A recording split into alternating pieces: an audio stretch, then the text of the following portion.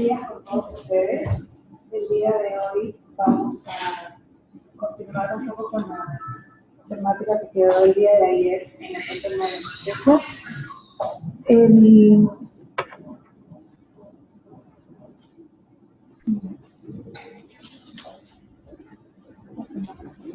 Bueno, el tema que me toca exponer el día de hoy nos habla acerca de neuroprotección, ¿no? Sobre mitos y realidades lo hemos enfocado con respecto a esa temática porque realmente hay mucha información con respecto a este tema, pero a veces salimos en un momento inadecuado al paciente, tanto en el preoperatorio como en el INCA y mucho más en el seguimiento, ¿no? Antes de ello vamos a empezar con algunos conceptos para ponernos en situación y luego de ello ya casi finalizando la mitad de la finalización de la exposición ya vamos a ver los pro que serían más o menos, ¿no? Mitos y realidades, como mitos y medidas.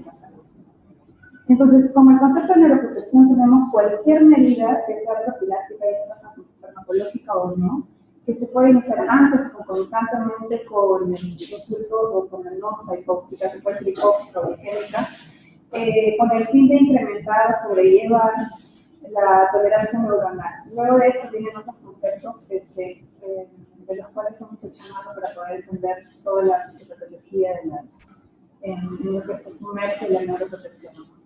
Y así mejorar la sobrevivencia, la misma sobrevivencia neuronal, ¿no? En realidad, con respecto a este concepto, hay varias integraciones, ¿no? Desde 1960 y 1954 incluso hay la mayor parte de la literatura, desde allí hasta adelante, hay bastante información con respecto a este tema, ¿no? Entonces hay muchas definiciones, hay muchos conceptos. Yo he tomado el primero, que es el Critical del 2014, y este de acá es de una revista republicana, ¿no? Mexicana, que nos refiere igual, ¿no? Que es un conjunto de intervenciones que pueden ser farmacológicas o no, que lo que van a intentar es interrumpir la acción de la noxa que se puede haber dado antes en el intra o en el postoperatorio ante la injuria cerebral. Cualquier medida que nosotros tenemos que ser farmacológica o no farmacológica, ¿no?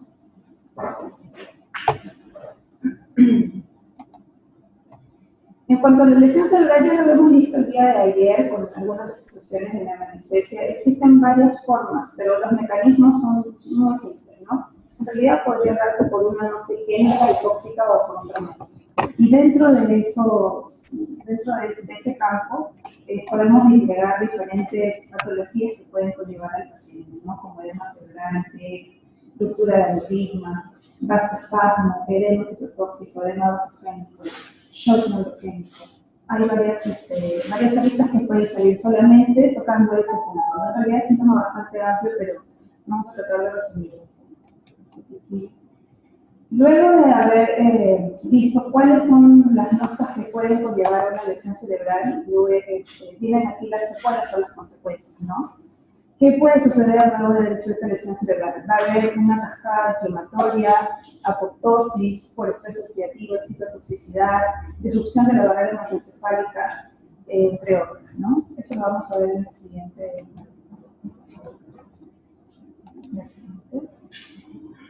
Hablando un poco de la fisiopatología, en cuanto a la isquemia y reperfusión y lesión neuronal, tenemos que el sistema nervioso central en realidad tiene un alto consumo de lo que es oxígeno y glucosa, y el metabolismo se va a dar por fosforilación oxidativa. Eso todo lo conocemos, ¿no? Pero de ahí debemos partir para poder entender la cascada de reacciones inflamatorias, y de todas las reacciones inflamatorias y de citotoxicidad que van a devenir luego de cualquiera de las notas que hemos mencionado anteriormente.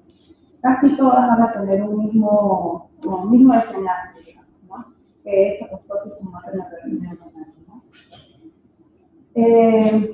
Nos podemos dividir en dos grandes conjuntos o corrientes, si se quiere, ¿no? Para poder originar una noxa podemos hablar de isquemia y luego de la reperfusión cerebral, donde va a entrar el concepto de neuroprotección. Dentro de ese concepto vamos a ver lo que significa tolerancia isquémica o lo que es recondicionamiento cerebral.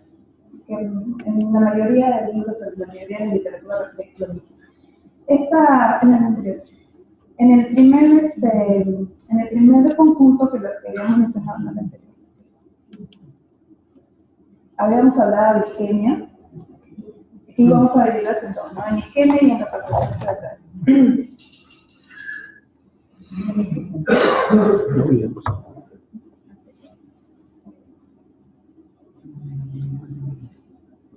Anterior. Sí.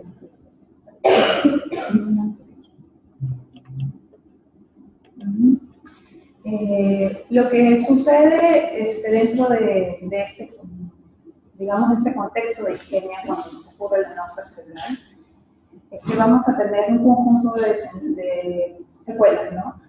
Podemos encontrar edema cerebral por acumulación de sodio intracelular, hay aumento del catabolismo celular, el metabolismo anaerobio también entra a tallar, porque es donde va a terminar la cajada de reacciones con disminución del lactato y con la lactocidemia. Hay disminución de la bomba sódica TPasa también, hay disminución del ATP y hay un aumento disgregado, un aumento sostenido durante todo el proceso de la náusea de los neurotransmisores excitatorios a la cabeza del glutamato, ¿no?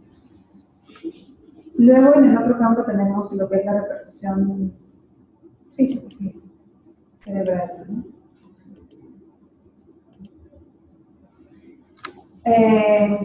A modo de tratar de dar una compensación por lo que por la náusea a la cual ha sido sometido el cerebro, lo que va a originar es que va a haber un aumento, una disminución del oxígeno por especies reactivas, ¿no?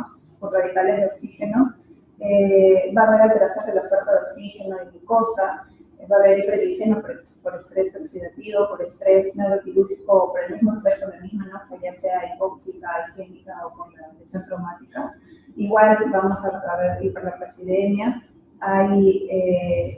y luego en el desenlace lo que vamos a ver es aumento del glutamato, hipercalcemia, y entran a tallar diferentes enzimas de la cascada de reacción inflamatoria, como pases y proteasas. En realidad, todo lo que estamos hablando ahorita ya básicamente se ha visto en el día de ayer, en la primera parte de lo que es la anestesia. Yo solamente estoy dando ciertas pinceladas porque es un tema un poco engorroso. Tendríamos que tocar cada punto para poder entenderlo bien, pero para poder ponernos en situación y entender todos los sistemas que van a venir después. Entonces, la cascada isquémica, como ya lo habíamos mencionado anteriormente, se van a integrar en diferentes reacciones, ¿no? Inicialmente, ya sea por la náusea con la que pasa el cerebro, va a haber una disminución del flujo sanguíneo cerebral. En realidad, eso lo que va a originar va a haber una alteración a nivel de la cascada de las proteinasas, glucosis anaeróbica, mediadores proinflamatorios que van a dar una suerte de vicio, ¿no? Circular, que va, si no hay una pronta respuesta o una pronta, ayuda cerebral, ya sea solamente de manejo médico o quirúrgico, este ciclo va a continuar de una y otra vez y va a terminar en muerte neuronal, ¿no? Y posteriormente en muerte cerebral, si es que no trabajamos oportunamente. Hay un aumento del calcio intracelular, despolarización. Todo eso nos va a llevar a la larga activación de más enzimas químicas, ¿no? Más actividad proinflamatoria, más liberación de radicales libres, como lo habíamos mencionado anteriormente en la parte de la inflamación cerebral. A pesar de que ese conjunto, que lo habíamos dividido en dos, primero el medio de repercusión cerebral, a pesar de que la repercusión cerebral nos habla de una suerte de un intento de compensación por el cerebro, igual en todo ese camino sigue habiendo daño neuronal, a pesar de que la idea es poder trabajar con lo que se pueda tener en ese momento viable, igual sigue desarrollándose la cascada de reacciones inflamatorias. Va a haber liberación de más glutamato, aumento del calcio intracelular, que ya es al final de la cascada, ¿no? Por lo que se va a producir más edema vasoclínico, edema citotóxico, y lo que posteriormente va a terminar en un daño tisular que nos va a conllevar a una apoptosis, ¿no?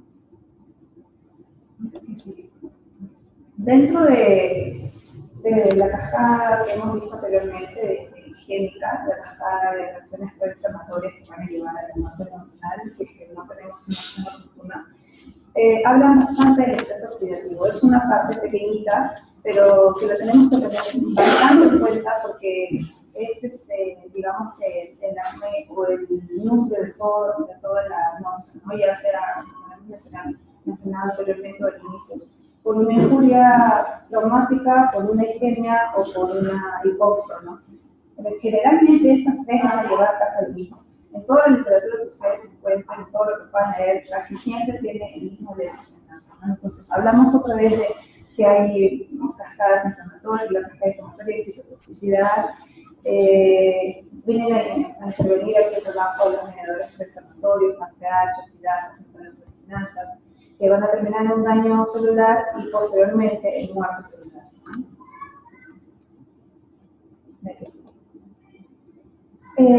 Si nosotros lo podemos detallar eso en el tiempo, hablábamos de que si no tenemos un trabajo oportuno, tratando de encontrarlo, la solución, ya sea médica o quirúrgica, vamos a tener restricción del parénquima y lo vamos a ver aquí en el tiempo, ¿no? Desde los primeros minutos, desde las primeras horas, lo que va a ocurrir cuando vayan sucediéndose las diferentes etapas de la cascada inflamatoria o del esquema de la repercusión cerebral, vamos a ver que durante todo ese tiempo van a haber náuseas, sigue habiendo la repercusión, decía que es un ciclo que no va a disminuir, que no va a parar hasta que llegue a muerte celular o necrosis, es decir, que no hay un trabajo oportuno, ¿no? Secreción, a las primeras horas hipoxia, secreción de las sustancias citotóxicas, el aumento de citotoxicidad, el proceso inflamatorio viene durante todo, desde el inicio hasta el final, hasta la muerte celular. Va a haber desde las 6 primeras horas hasta incluso una semana, 2 semanas después, edema, y bueno, el desenlace que ya todos sabemos, ¿no? Esto lo podemos ver incluso después de una semana, unas 2 o 3 semanas, incluso hasta el mes, después de iniciar el náusea, ¿no?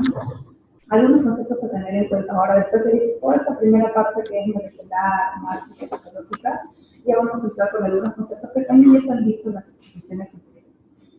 Pero para mí es importante que lo sepamos, porque estos son los valores que nosotros debemos manejar en sala de operaciones y fuera, también para hacer un seguimiento adecuado. No solamente que termine la cirugía, nosotros llevamos medianamente, no medianamente bien, sino tratamos de que nuestro paciente se mantenga dinámicamente estable, tanto en la función cerebral como sistémica, pero debemos hacer un seguimiento y hacer un trabajo conjunto con el colega de UCI, ¿no? Porque es el paciente que está en nuestras manos. El trabajo debe ser conjunto multidisciplinario desde el preoperatorio hasta el postoperatorio.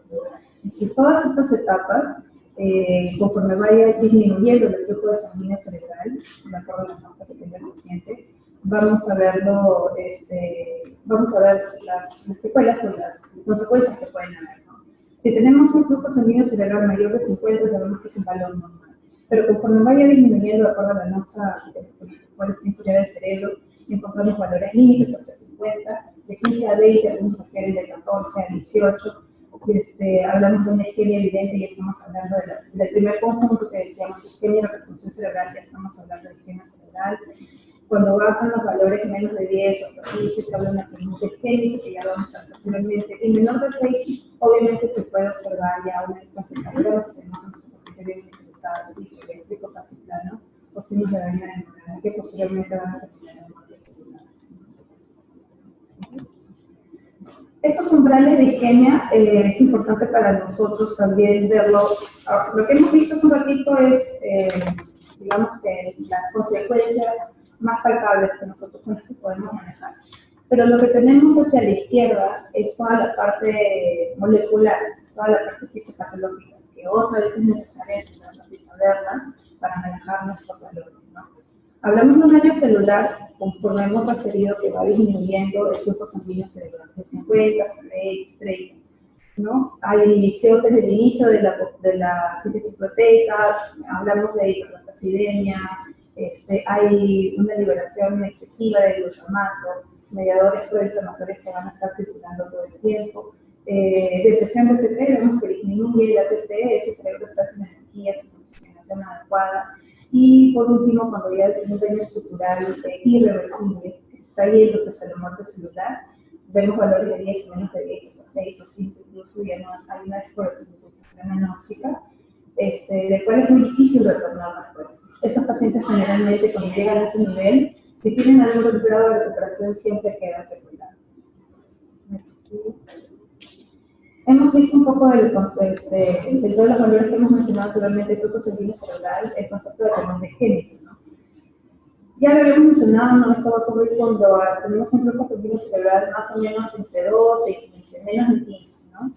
Que eso ocurre una alteración a nivel de las bombas de sodio, potasio, de proteasa, ocurre una falla a nivel del pasaje de una falla eléctrica, pero no tanto iónica, ¿no? Hay una alteración en ambos niveles.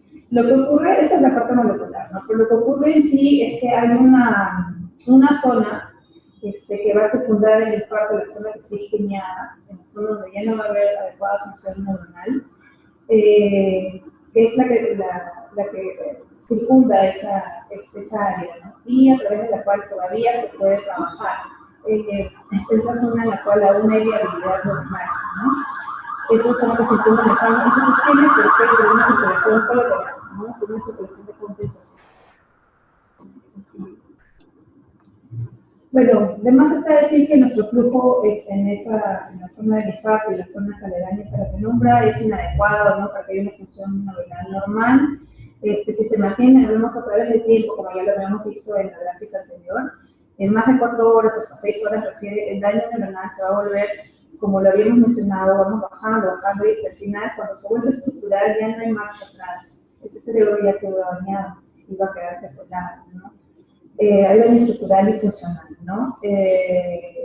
Bueno, ya lo habíamos mencionado también, si nosotros trabajamos futuramente podríamos evitar todo eso, ¿no?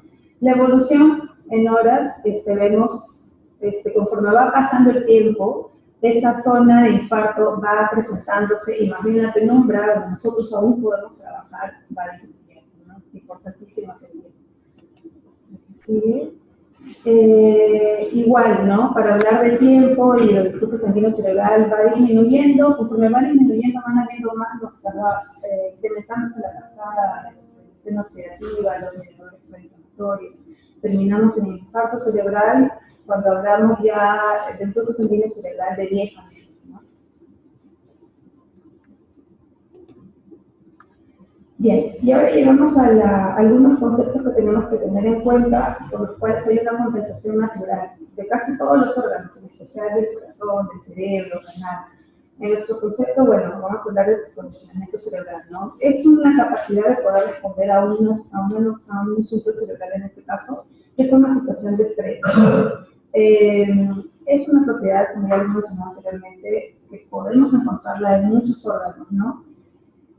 Para poder sobrevivir a esa noxa, teniendo como resultado una protección. Es como si el cerebro, en este caso, ¿no? Supiera ya de antemano que hace una situación parecida cuando venga otro insulto cerebral o otra noxa, pero que sea de manera envergadura, ¿no?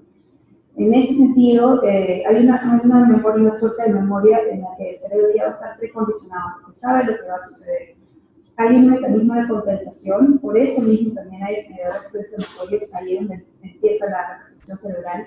Sin embargo, si el cerebro no trabaja de la mano con el tiempo oportuno para una cirugía o para un manejo médico, el precondicionamiento va a durar simplemente horas, ¿no? Ni siquiera va a llegar a él. Entonces tenemos que trabajar de la mano. Se observan varios órganos, como les hemos mencionado anteriormente, ¿no? Además de la isquemia, de la repercusión cerebral como compensación, tenemos otras noxas que podrían ocasionar daño, ¿no? Además está decir, hablamos de hipotermia, agentes farmacológicos, algunos antibióticos, eritropoyetina, por ejemplo, ácidos salicílicos, lo que vamos a ver posteriormente. Todos estos agentes nos van a ayudar a poder tener un precondicionamiento más adecuado. Concepto de precondicionamiento cerebral en alguna literatura también lo refieren como tolerancia estética, ¿no? Que más o menos se refiere a lo mismo. Dentro de los determinantes de este precondicionamiento tenemos lo que hemos hablado anteriormente, ¿no? Que podemos hablar de mediadores inflamatorios, que también dentro de los primeros momentos, de las primeras fases de este recondicionamiento cerebral van a actuar de una manera positiva, ¿no? Creando mediadores proinflamatorios. La glicemia es muy importante tener en cuenta, es la temperatura hipo o hipotermia, antagonistas de los receptores NMDA, ya lo vimos anteriormente. Los agonistas GABA para mantener una adecuada tasa metabólica cerebral, ¿no? Que ese cerebro esté completamente, que no tenga un excesivo trabajo aparte del que ya tiene con la pérdida de energía, no va a ser suficiente. Entonces lo que necesitamos nosotros es utilizar medicamentos agonistas, más bien nada, ¿no? Anticonvulsivantes, algunos antibióticos han demostrado una cierta neuroprotección y algunos antagonistas de canales de calcio, sobre todo para el tema de la protección. En cuanto a nuestros agentes anestésicos, la mayoría de ellos presentan propiedades pro recondicionamiento cerebral, si se quiere de algún modo, ¿no? Lo que nos va a ayudar a disminuir la tasa metabólica cerebral, porque queremos mantener un cerebro en un estado de compensación adecuado para que no haya mucho trabajo, para que no haya más ¿no? Dentro de esos mecanismos de neuroprotección tenemos que trabaja con antiapoptósicos, ¿no? Como inhibidores de las caspasas, inhibidores de la cascada de hipercalcemia, mediadores antiinflamatorios, algunos antioxidantes, algunos agentes bloqueadores, como antagonistas receptores NMDA, factores, ya la parte más molecular, ¿no? Factor de necrosis tumoral, agentes antiproteínicos de agregación y aquellos que aumentan la energía libre cerebral, ¿no? Esto es ya mucho más molecular. Tenemos diferentes puntos o sitios de acción de neuroprotección, ¿no? Hemos hablado de toda esta cascada isquémica que finalmente va a terminar en una cirrosis excesiva, ¿no? Tenemos que trabajar ese nivel. A niveles de despolarización de la membrana también, sobre los neurotransmisores que hemos hablado, que hay aumento de los neurotransmisores excitatorios, a ese nivel debemos trabajar con muchas drogas que antagonizan ese papel, y sobre la producción de radicales libres también, que lo hemos visto dentro de la cascada. Hay muchas estrategias, no farmacológicas y no farmacológicas. Las farmacológicas hemos mencionado un poco anteriormente, y dentro de las no farmacológicas tratamos de mantener, ahora la tendencia es de mantener casi todo normo, ¿no? Normocapnia, normotemperatura, normoglicemia, ¿no? Una adecuada tensión arterial media, a veces tenemos el concepto errado de que tenemos que transfundir al paciente para que tenga una hemoglobina óptima, más allá de lo que en realidad necesita, ¿no? Porque eso podría originar más cascada inflamatoria. A veces hacemos uso indebido o excesivo de los hemoderivados y tenemos que tener en cuenta que eso podría ocasionar una sociedad, ¿no? Entonces, hablando de ello, todo lo que hemos hablado anteriormente ha sido una pincelada de la parte inflamatoria, de la cascada de acción inflamatoria, de la parte molecular, algunos conceptos de grupos sanguíneos cerebral, isquemia, infarto cerebral, neural, que realmente es un poco engorroso como les refería, pero sí es importante tenerlo en cuenta para poder entender lo que se viene. Dentro de los agentes inhalatorios, específicamente con los que nosotros vamos a trabajar, hemos visto que hay muchos digamos, colaboradores para poder tener una neuroprotección adecuada, farmacológicos y no farmacológicos, pero lo que a nosotros nos corresponde es adentrarnos más en todos esos conceptos, ¿no? Pero adentrarnos más en la parte anestésicos, ¿no? Dentro de nuestros agentes inhalatorios, se cree que el principal receptor de los agentes anestésicos volátiles es el GABA, lo cual en realidad es un punto importante a favor de lo que nosotros manejamos, porque es, digamos, que la cabeza representante de los neurotransmisores inhibitorios, ¿no? Que es en ese nivel que tenemos que mantener ese cerebro que ya no puede seguir teniendo más noxa, más infuria, más gasto de energía, porque ya no tiene suficiente bomba adecuada como para poder generar más ATP, ¿no? Entonces, es un mito, es una realidad. A la cabeza tenemos el isoflurane, la literatura refiere al isoflurane también, ¿no? Es un agente que tiene significativo efecto neuroprotector si que decidimos usar anestesia general balanceada o anestesia inhalatoria como lo hacen en algunos medios. No hay nada dicho con respecto a ser muy recalcitrante y decidir que la anestesia general endovenosa solamente activa se debería usar en neuroanestesia. En realidad nos ofrecen muchas ventajas, ¿no? Pero cualquiera de las dos anestesias que nosotros vendemos al paciente nos va a ofrecer bastante campo de acción, ¿no?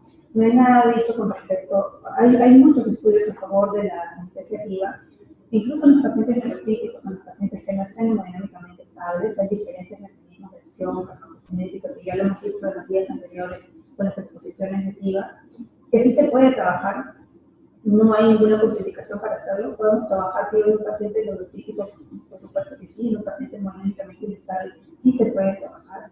Hay que simplemente ajustar las dosis, las concentraciones, y es mucho más acucioso, ¿no? Pero dentro de nuestra anestesia general balanceada, con la que la mayoría de nosotros trabajamos y en algunos lugares no tienen acceso a los dispositivos para poder usar activa, tenemos eso, ¿no? Va a disminuir la tasa metabólica cerebral y por ende va a inhibir la citotoxicidad, ¿no? Son probadas, digamos, es lo que nosotros necesitamos.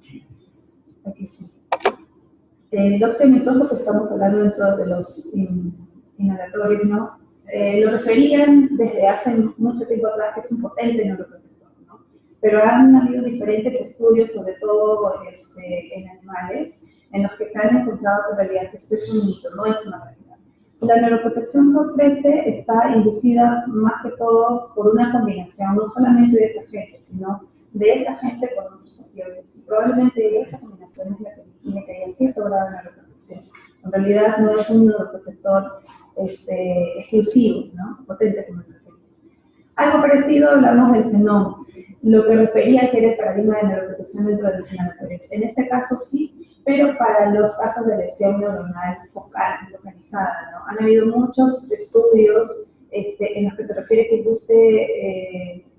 que esta atenuación de la lesión neuronal está inducida por la administración de este gas, ¿no?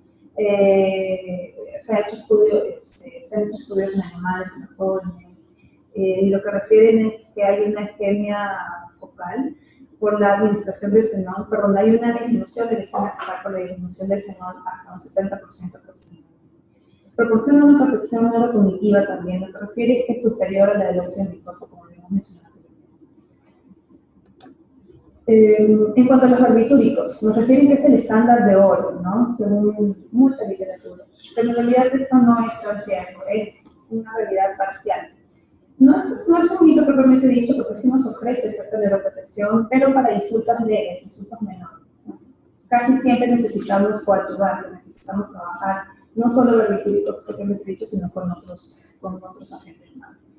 En cuanto a ello, bueno, nos ofrece bastante campo de acción, nos van a disminuir la conducción de los canales de sodio, la entrada de calcio, disminuye la actividad GABAérgica, perdón, aumenta la actividad GABAérgica, que es nuestro fin, nuestro foco, ¿no? Va a disminuir la toxicidad del glutamato y disminuir la formación de la diabetes también. No, en realidad, sí ofrece cierta neuroprotección, pero no es el punto clave, ¿no? El propofol tiene propiedades de neuromodulación. Hay modulación de los receptores GABA también, lo que nos va a ayudar a disminuir el flujo sanguíneo cerebral y la presión intracraniana. La autorregulación y la respuesta muscular también van a estar conservadas. En realidad nos ofrece una homeostasis, si se quiere, ¿no? Mucho más adecuada que los barbitúricos. Aquí, bueno, es un estudio del 2002 en el que hablan del área infartada con el uso de propofol, y dependiendo de la dosis a la que se use propofol en infusión, vemos cómo va a disminuir esa área infartada, ¿no? De acuerdo al tiempo. Otros agentes endovenosos, hablamos de la ketamina. Es importante tener en cuenta, todos nosotros sabemos que no lo podemos usar en todos los casos de los pacientes neurológicos, mucho menos en aquellos que están con una hipertensión o con un edema que se ha originado por diferentes noxas, ¿no? Sin embargo, en algunos otros pacientes que no incurren en esa complicación, no todo paciente neurológico tiene que tener edema ni tiene que tener hipertensión arterial. Hay otras patologías, hay otros escenarios. En esos casos, la ketamina nos ofrece un adecuado contexto, digamos, ¿no? Porque nos va a bloquear de forma no competitiva también los receptores inmediatos, porque hemos visto que están dentro de la cascada de la isquemia. La ketamina S más bien ahora que tiene mayor afinidad por esos receptores, ¿no? Y bueno, en el gráfico de la izquierda vemos la disminución de la zona infartada con el uso de ketamina en comparación de la primera foto que es el punto, ¿no? Algunos otros agentes como la aminociclina, que es un semisintético derivado de una generación de tetraciclina. En realidad lo he puesto porque se encuentra bastante en la literatura. Han referido que algunos antibióticos, algunos agentes no son meramente barbitúricos ni de uso exclusivamente anestésico, pueden ayudar a la neuroprotección. Incluso han hablado de la eritromicina también, ¿no? Como neuroprotector en modelos animales, para específicamente TEC y edema, ¿no? Como neuroprotector. Bueno, además está decir que va a obtener propiedades antiinflamatorias y analgésicas, ¿no? Tiene una mayor capacidad para atravesar la barrera encefálica, pues ¿no? En cuanto a la hipotermia, esta hipotermia debemos tomarla con pinzas porque en realidad hay mucha polémica al respecto. Hace unos 10 años aproximadamente se hablaba que uno de los puntos claves para mantener una neuroprotección adecuada del paciente era la hipotermia sostenida. Hablábamos de hipotermia inducida leve, hipotermia moderada, hipotermia severa.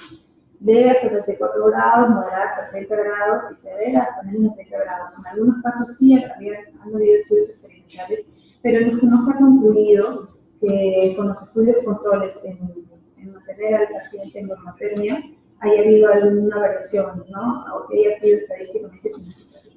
Sin embargo, lo que sí nosotros podemos echar mano es de poder darle a nuestro paciente un proceso de hipotermia leve. Eso sí nos puede dar cierto grado de neuroprotección, ¿no?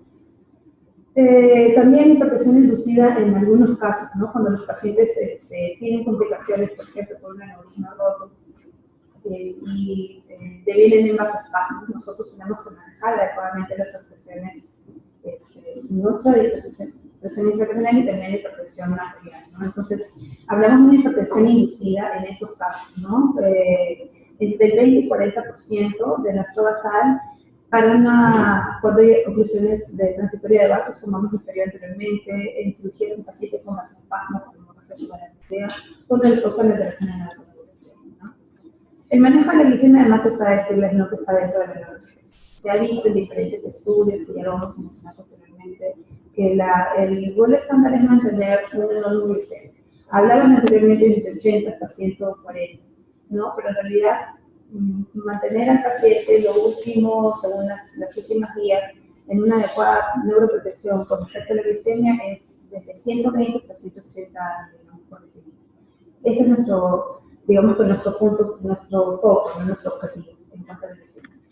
Ya lo habíamos mencionado anteriormente, en cuanto a la retención tenemos que tener muy en cuenta en qué contexto estamos hablando del paciente, ¿no? La mayor indicación para construcción de glóbulos rojos es una prevención o para el tratamiento de la hipoxia cerebral. Si nosotros vemos a nuestro paciente que ingresa, bueno, ya sea por programada o por emergencia, que tiene una hemoglobina, un hematocrito dentro del hemograma, dentro de parámetros normales, 10 o 30 o 30% de hematocrito, no está indicada una transfusión en ese momento porque no lo va a necesitar. Ese cerebro en realidad tiene una tasa metabólica cerebral que ya está bajo anestesia reducida. Entonces, eso no va a originarnos náuseas, ¿no? Es por eso que tenemos que tener muy en cuenta de que no debemos echar mano o hacer uso excesivo de los hemoderivados, mucho menos en la mayoría de nuestros hospitales que no tenemos suficiente cantidad de derivados y que siempre estamos con escasez, ¿no? Entonces, no hay que echar mano o uso excesivo de estos agentes si es que no se requieren, ¿no? Se refiere a la literatura que a partir de 9 hemoglobina, ¿no? miligramos en decremento, ¿no? hacia abajo, ahí es donde deberíamos usar la transfusión sanguínea, dependiendo de la cantidad, del volumen que se haya perdido en sangre, ¿no? Bueno, ya habíamos hablado un poco de hipertermia, propofol. La hipertermia va a incrementar los fenómenos isquémicos, ¿no? Esa es una realidad y va a empeorar la recuperación del sistema metabólico. El propofol está asociado a ciertas alteraciones en el neurodesarrollo, no lo refieren en realidad, han habido muchos estudios experimentales en los que no se refiere, ¿no? Se había mencionado también, bueno, lo de la hiperventilación no lo había mencionado, pero sí sabemos que nos va a ayudar a reducir el flujo sanguíneo cerebral. Eso sí es una realidad, sí está normado, sí está protocolizado. Otros agentes como la dexmedetomidina nos referían que se asociaba fuertemente a hiperglicemia según los estudios asociados acá. En realidad no es una realidad. La administración de soluciones isotónicas están asociadas con la presencia de cirrosis hiperclorémicas y ahora vamos a ver, ¿no? La que sigue. Ya, ahora sí. Esta parte quiero que lo tengan muy en cuenta porque estamos en escenarios que casi por los cuales atravesamos todos, ¿no? La neurocirugía no oportuna. Esta neurocirugía no oportuna por diferentes razones, ya sea por la capacidad resolutiva del hospital, por la falta de cardiología o por una inadecuada neuromonitorización en el paciente preso, nos va a conllevar a un edema cerebral perioperatorio, ¿no? Cuando el paciente ha tenido la oportunidad de poder ducharse, de poder entrar a la sala, pero por equipos sobre el que hemos mencionado anteriormente, no se ha podido dar. Hay un riesgo aumentado y sostenido de enclavamiento y posterior muerte cerebral. Entonces aquí hay que trabajar, hay que tener un manejo conjunto en específico con las tareas de neurocirugía, con el manejo de la UCI para poder evitar que eso suceda.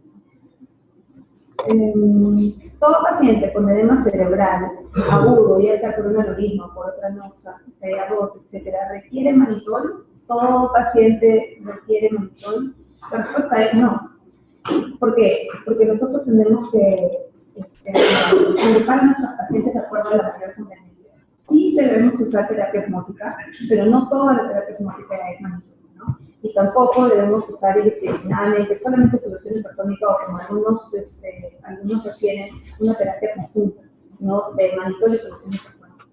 Tenemos que tener en cuenta que las concentraciones o el metabolismo de ambas soluciones es totalmente diferente, ¿no? Nosotros en sala de operaciones tenemos que trabajar con un manejo conjunto con el neurocirujano, estar en un contexto adecuado para tener una constante comunicación, saber en qué momento de la cirugía están y cuáles son las condiciones de los pacientes, ¿no? Necesitamos saber la edad del paciente, su perfil renal, que no tenga alteraciones bioelectrolíticas, que no tenga alteraciones endocrinológicas. El monitor generalmente lo podemos usar en la mayoría de pacientes, pero va muy bien en los pacientes adultos mayores, si queremos dividirlos en grupos, porque no va a originar mucho cambio metabólico, ¿no? Mucho cambio dentro del manejo de electrolitos. Y lo que sí deberíamos tener en cuenta es que vamos a utilizar niveles mucho más altos. A diferencia de una solución hipertónica, en la que nosotros vamos a ver, junto con la sala de operaciones, porque tenemos que tener un manejo constante y conjunto con el neurocirujano, de que el uso de estas soluciones hipertónicas, que puede ser el 3, el 5, el 7.5% o hasta el 10%, realmente la respuesta de la disminución del edema cerebral es dramática. Se ve en muy corto tiempo, muy corto tiempo, de lo que en un monitor puede durar 30-35 minutos en hacer el efecto. Cuando usamos solución hipertónica, eso podemos verlo en 15 minutos, en 10 minutos a veces. Sin embargo, y la ventaja es que utilizan, bueno, el tiempo, la mayor área operatoria que va a tener en su mano para poder trabajar más adecuadamente y evitar noxas de otras áreas aledañas. Y también lo que tenemos que tener en cuenta es que esos pacientes, los candidatos, son generalmente adultos jóvenes que no tengan comorbilidades, no tengan alteraciones cerebroespecíficas, que no tengan un tipo de función renal alterada. Esa es la razón por la cual debemos individualizar a cada uno de nosotros. Todo paciente operado del céfalo requiere, ya habíamos hablado de eso, ¿no? Casi siempre se les solicita a los pacientes que van a ser operados de un tumor, de fosa posterior, de glioma, de glioblastoma, de alto grado, que necesita 3 paquetes, 4 paquetes regulares. Debemos tener en cuenta que el continente y el contenido del cerebro no es igual que en el abdomen, no es igual que en la cadera, no es igual que en las personas, son continentes pequeños. Y en realidad, tenemos que tener en cuenta que van a suceder dos cosas. Si hay un sangrado incoercible, simplemente no se va a poder hacer nada más. Hablamos, por ejemplo, de un aneurisma, que tiene un sangrado, una ruptura en ese momento. Si es que no se actúa rápidamente y no se soluciona el problema, en este caso quirúrgicamente, simplemente no se va a poder solucionar ya. O sea, por más que nosotros le pidamos 10 paquetes regulares, si el neurocirujano no soluciona eso en ese momento, no se va a solucionar. La única forma de que eso pueda, de que el paciente pueda salir con bien, o al menos hemodinámicamente estable, es que haya un reparo inmediato en ese momento. Entonces, a lo que voy es que nosotros tenemos que tener en cuenta que no debemos hacer objetivo de nuestro territorio un uso excesivo de los hemoderivados. Hay que tener en cuenta los antecedentes del paciente y las cirugías en las que van a hacerse, ¿no? Y los objetivos de hemodinámica que debemos alcanzar. ¿Todo paciente postoperado del céfalo debería ir a la UCI? Sí, obviamente, ¿no? Pero sabemos que la mayoría de nuestros hospitales Hay una constante lucha de que no hay camas en UCI, de que es un poco difícil poder llevar a los pacientes allá, conseguir el ventilador. Al menos aquí en nuestro hospital tenemos esa falta de capacidad resolutiva que lo tienen la mayoría de hospitales a nivel nacional.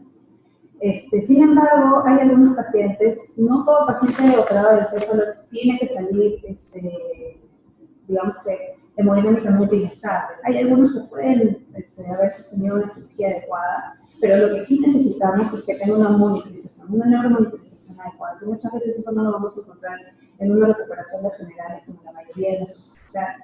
Hay muchos hospitales que tienen un ventilador de sus recuperaciones, pero muchos otros que no. En nuestro hospital, por ejemplo, nosotros no tenemos ventilador de recuperación.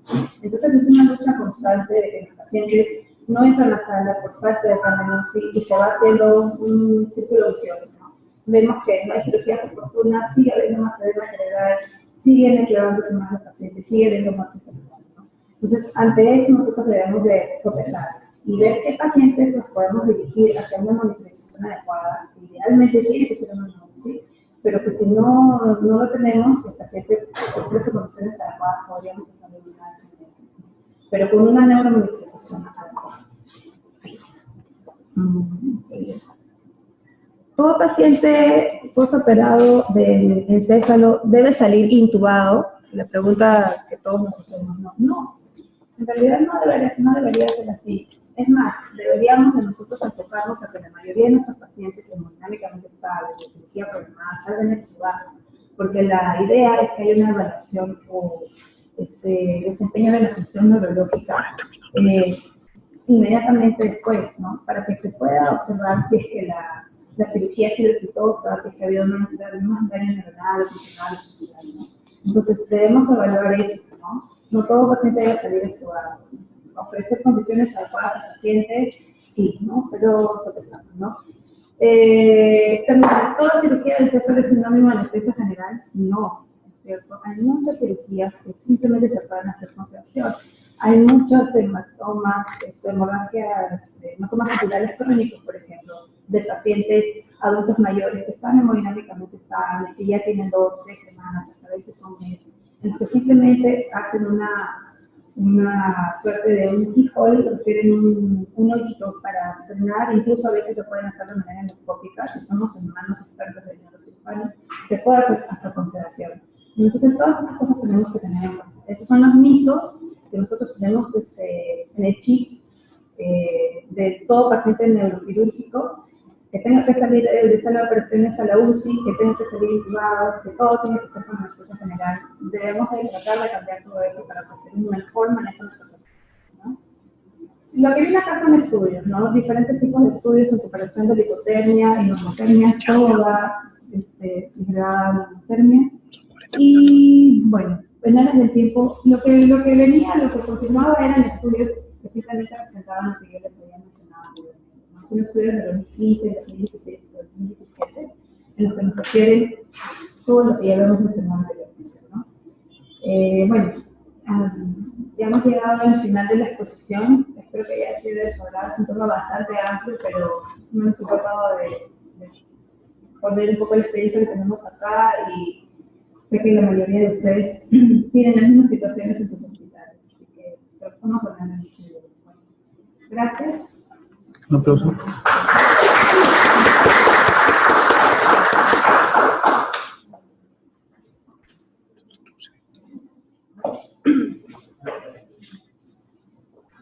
Ahí he resumido las dos exposiciones.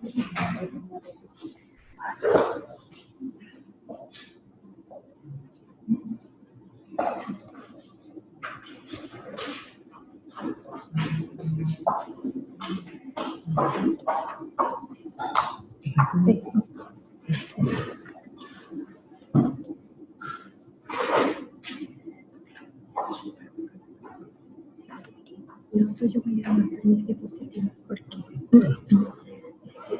son casi como un poquito de animación.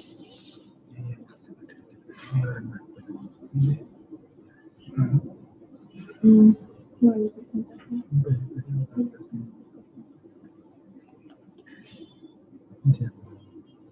Vamos a avanzar. Bueno, ante todo, muy buenos días. El tema que me ha tocado exponer a continuación es sobre el manejo perioperatorio del traumatismo encefalocraneano. Mi nombre es la doctora Ángela Meléndez.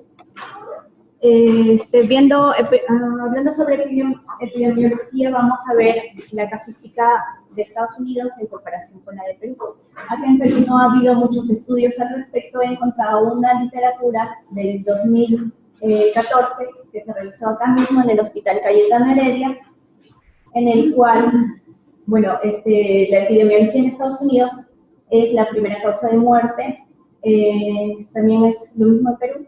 Alrededor de 1.7 millones de personas sufren un traumatismo encefalocraneano en Estados Unidos, de los cuales 52.000 pacientes mueren.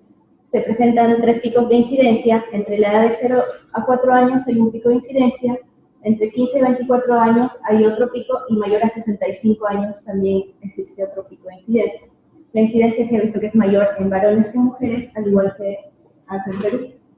Los sobrevivientes tienen presencia de discapacidades importantes y se ha relacionado con un impacto económico de 9.2 millones de costo de COVID. En Perú, la casuística que se ha encontrado es de que el 81% de pacientes oscilan entre una edad de 53 años, el 60% se relaciona con las caídas, el 24% con los accidentes de tránsito, el 13.3% con los golpes y el 2.7% de pacientes son proyectiles por arma de fuego. La mortalidad en esos 3 momentos se ha visto en que el 50% de pacientes mueren inmediatamente después del traumatismo encefalocraneano, el 35% mueren a la hora del accidente y el 15% de estos pacientes mueren durante la estancia hospitalaria.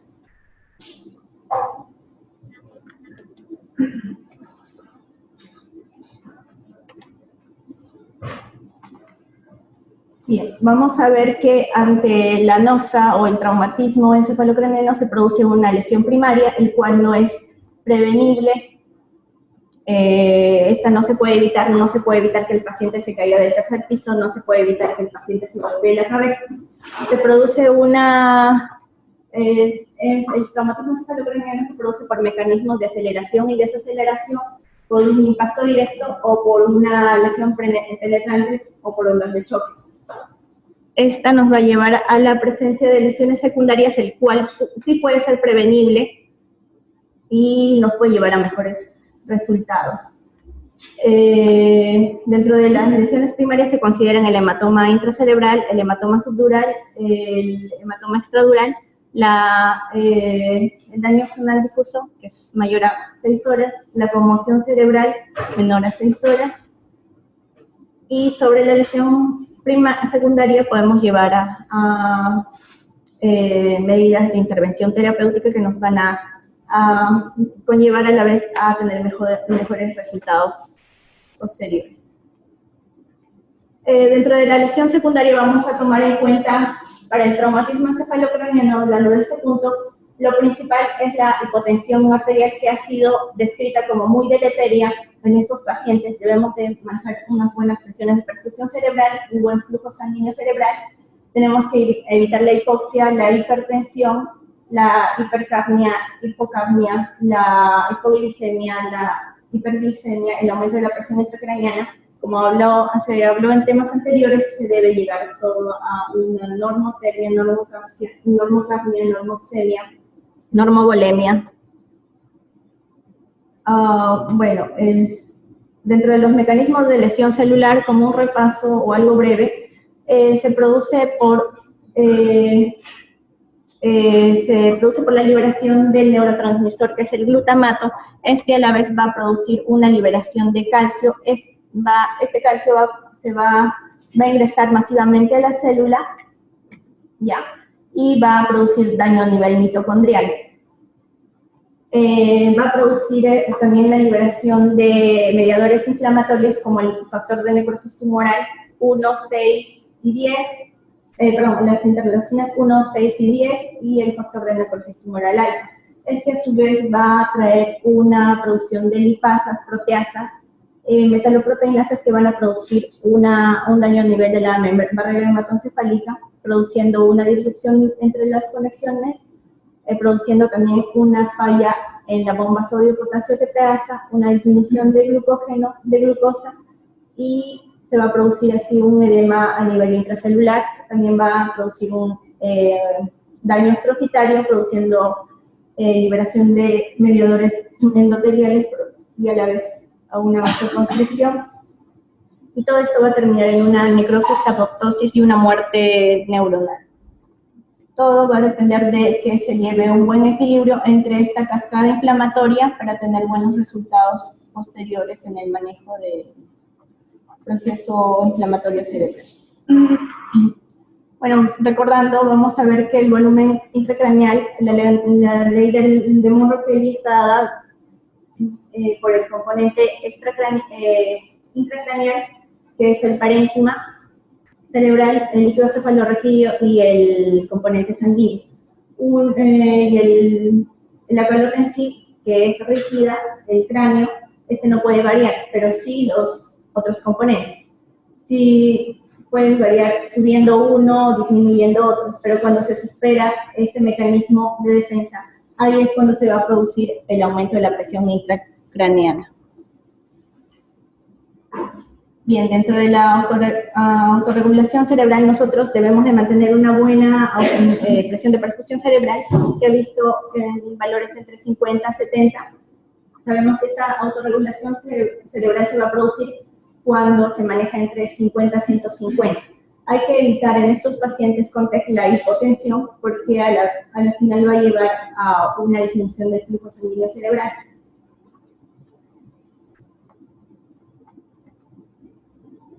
Bueno, el edema en el paciente con traumatismo cefalocraneano se produce los tres tipos de edema: el vasogénico, el citotóxico y el intersticial. Vamos a ver que el flujo sanguíneo cerebral está entre los 50 ml por 100 gramos por minuto. Sabemos que manteniendo un flujo se va a mantener normal cuando está entre 50 ml por 100 gramos por minuto. A medida que este flujo sanguíneo cerebral va bajando, se van produciendo, cuando el flujo sanguíneo baja debajo de 50, se va a producir una función eléctrica neuronal alterada. Cuando baja menor a 20, ahí es donde tenemos nosotros chance de manejar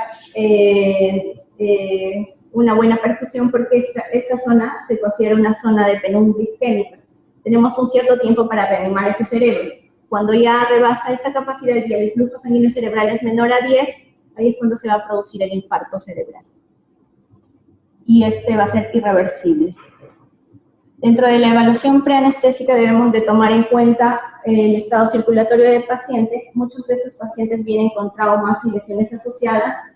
El estado neurológico, la evaluación de la escala de Glasgow, sabiendo que un TEC leve es de 14 a 15, un TEC moderado de 9 a 13 y un TEC severo es menor a 8. La asociación con comorbilidades, el cuidado en la vía aérea, la ventilación y la oxigenación. Dentro del monitoreo debe ser multiparámetro, se deben de monitorizar la presión arterial invasiva para un monitoreo constante. Debemos de monitorizar la temperatura, los electrolitos, los gases arteriales, la presión venosa central, la diuresis. Bien, se ha visto que según las guías del Brain Trauma Foundation, recomiendan que se monitorice la presión intracraneana. El monitoreo de la presión intracraneana ha llevado a una disminución en la morbimortalidad de estos pacientes. Y esta medición y este control de la presión intracraneana se recomienda en pacientes que tengan un TEC grave con una tomografía normal o un TEC grave con una tomografía normal en pacientes que tengan edad mayor a 40 años y una alteración de la presión sistólica menor a 90 milímetros de mercurio, o un TEC grave en un paciente que tenga una tomografía anormal. Dentro del manejo, vamos a ver que la mayoría, en el 60% de los pacientes que presentan traumatismo cefalocraneano se han asociado a una lesión a nivel cervical. Debemos de tomar en cuenta esto a la intubación. El manejo de la vía aérea se va a complicar más aún por la presencia de la hipoxemia, alteración en la vía aérea, fracturas de base de cráneo, fracturas del macizo facial, las náuseas, los vómitos, el sangrado y la incertidumbre sobre la inestabilidad de la columna cervical.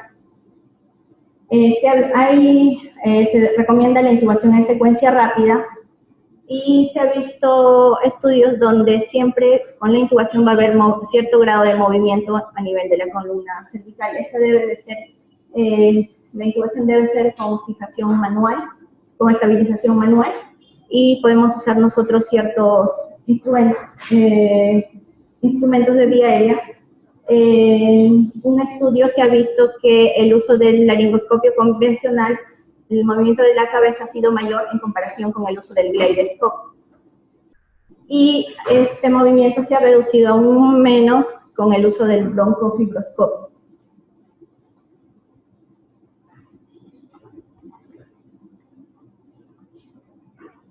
Bueno, dentro de las drogas que se puede usar, nos puede favorecer, dentro de estas ha sido el etomidato, el cual produce una poca o nula variación del estado hemodinámico del paciente. Se puede usar el propofol como ilusión, la ketamina, la lidocaína y los relajantes musculares. Dentro de la inducción, el objetivo del manejo está en no variar la autorregulación cerebral. Se sabe que la mayoría de inductores van a producir variaciones en la hemodinamia, en especial los anestésicos inhalatorios van a producir un aumento en el flujo sanguíneo cerebral. Se ha visto que esta autorregulación se ha mantenido estable cuando el CAM ha sido menor aún en el uso de los anestésicos inhalatorios. Y respecto a la ketamina, se ha visto que esta no produce un aumento en la presión intracraneana siempre y cuando el paciente esté bien con algún otro hipnótico y ventilado.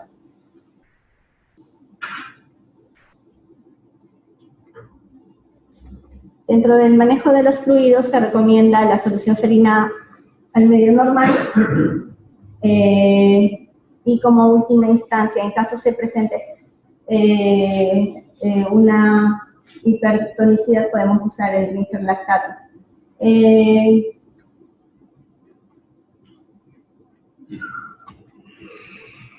Se ha visto que el uso de los coloides o de albúmina aumenta la morbimortalidad en estos pacientes. No son recomendados como manejo primario a nivel de reposición de fluidos. Dentro del control hemodinámico vamos a ver que no hubo diferencias entre el uso de uno u otro vasopresor. Se puede usar la fenilefrina, la noradrenalina y la dopamina, siendo la noradrenalina la que mejores efectos ha tenido a nivel del aumento de la presión arterial media. Dentro del control hemodinámico debemos de tomar en cuenta un buen manejo de la presión de perfusión cerebral. Esta debe ser de 60 a 70. Debemos de evitar las caídas bruscas de presión y las subidas bruscas de presión también, porque un aumento de la presión arterial puede conducirnos a una hemorragia, a un resangrado, a un aumento del flujo sanguíneo cerebral y por ende un aumento de la presión intracraneana. Y asimismo una disminución brusca de la presión arterial nos va a conducir a una isquemia, a una hipovolemia y a un infarto cerebral, produciendo mayor lesión a nivel cerebral. Existen factores a ciertas circunstancias donde se van a asociar a mayor riesgo de hipotensión perioperatoria.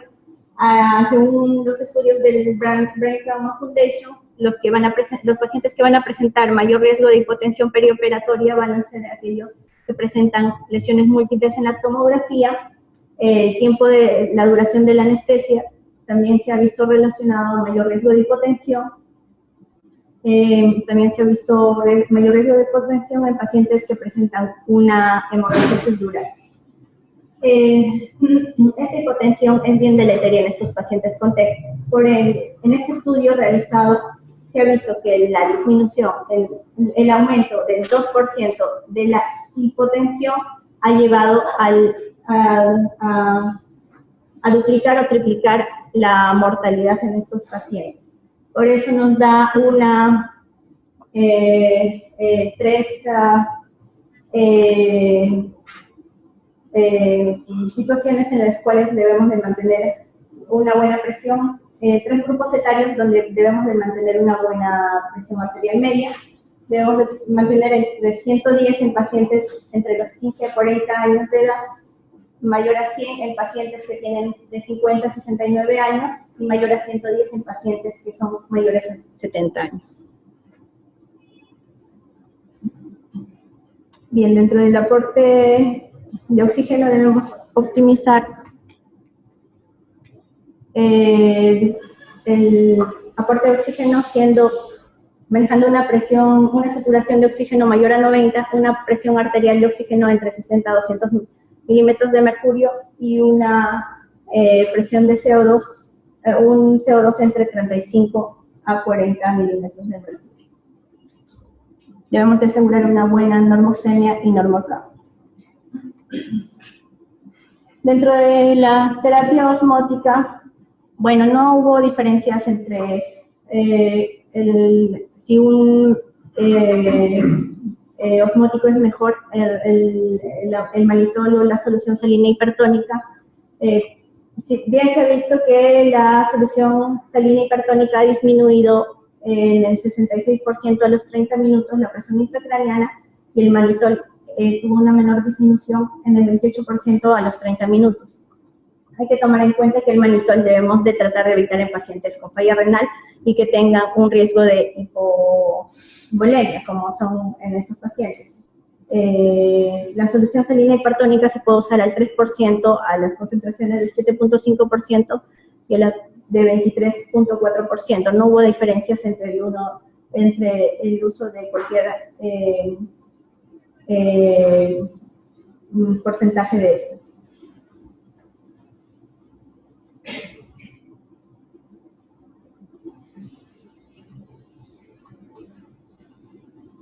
Dentro de otras consideraciones vamos a ver que el manejo de la glicemia tiene que ser entre 110 a 180 miligramos por decilitro.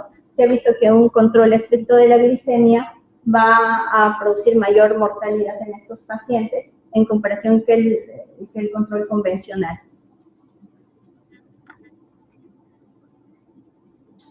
Se ha visto que la hipotermia es deleteria en estos pacientes, produciendo mayor alteración a nivel de la coagulación, mayor sangrado.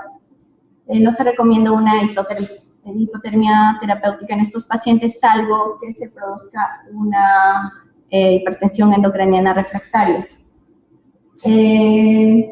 Con respecto a la coagulopatía, hay dos estudios, el estudio CRASH y el CRASH 2 y el CRASH 3, en el cual va a favor el uso del ácido tranexámico en estos pacientes. En estos pacientes con traumatismo cefalocraniano se ha visto que un tercio de estos presentan alteraciones en la coagulación.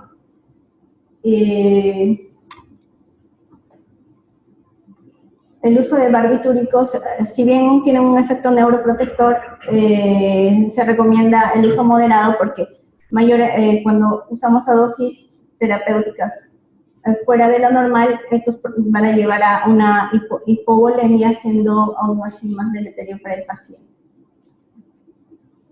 El uso de corticoides se ha visto que en TEC no son útiles, aumentan el riesgo de morbimortalidad a los 6 meses posterior al tratamiento. no se recomienda, pero sí en el tratamiento de las infecciones y en los tumores. Bien, la transfusión sanguínea se ha visto que la anemia aumenta el riesgo de hipoxia a nivel cerebral y el manejo de la hemoglobina no debe ser mayor a 10 gramos por decilitro, porque esta se vio que está asociada a mayores efectos tromboembólicos.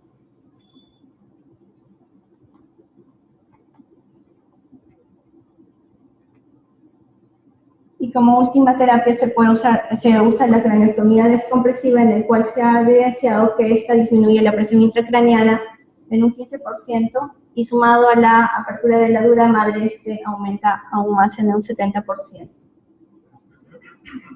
Hay estudios donde se ha visto que una cirugía temprana, una craneostomía temprana ha disminuido mucho la morbimortalidad y no hubo diferencias significativas entre si era mejor la craneostomía frontoparietal unilateral a la bilateral.